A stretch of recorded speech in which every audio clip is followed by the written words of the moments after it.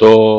अमेरिकी आयोजकों द्वारा अडानी समूह के अधिकारियों पर लगाए गए रिश्वतखोरी के आरोपों को गंभीर रूप से हानिकारक बताते हुए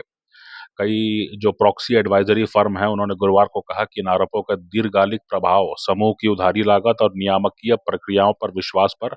असर डाल सकती है। मैंने आसान भाषा में यही है कि इस कंपनी के भविष्य पर और इनकी जो पैसा जुटाने की जो क्षमता है उस पर बहुत भारी असर पड़ेगा, ऐसा माना जा रहा है।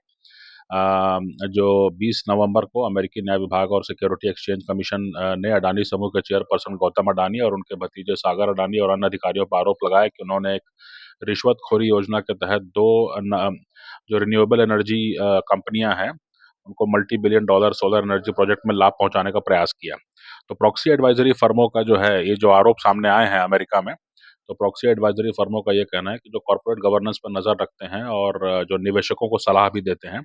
उन्होंने इन आरोपों को और जिस तरह से जो है ये कोर्ट में मामला चला गया है उसको जो है काफी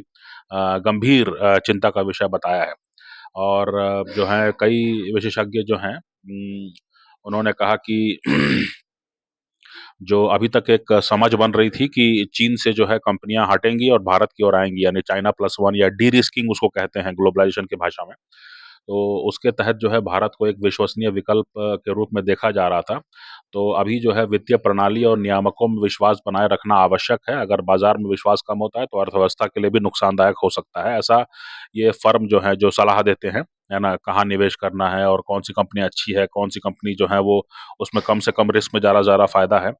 ये इन सब मामलों को देखते हैं उन्होंने जो है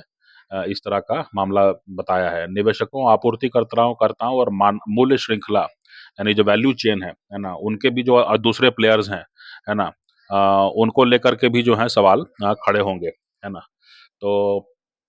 अच्छा, ये बात है कि यह पहली बार है जब समूह को अमेरिकी आधिकारिक निकायों द्वारा रिश्वतखोरी और भ्रष्टाचार के आरोपों का सामना करना पड़ रहा है ना, इस कंपनी को। और इससे परियोजना, वित्त पोषण, लागत और साख पर व्यापक असर पड़ेगा। समूह उच्च अदालतों में अपील करेगा। अपनी साख बचाने के लिए अन्य कानूनी उपाय भी करना पड़ेगा अब जो है कंपनियों को, है ना। हालांकि जो है आरोपों के बाद सवाल उठ रहा है कि भारतीय जो ईडी है, जो एनफोर्समेंट डायरेक्टरेट है,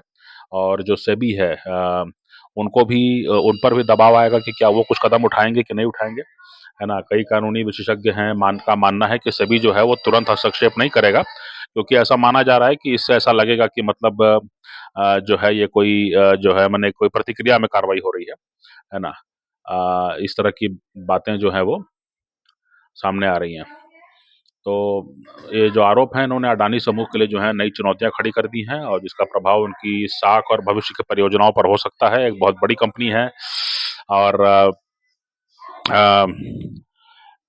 जो जो प्रॉक्सी एडवाइजरी फर्म्स हैं उनका क्या कहना है उसके बारे में जो है भी जो है हम लोगों को जानना जरूरी था।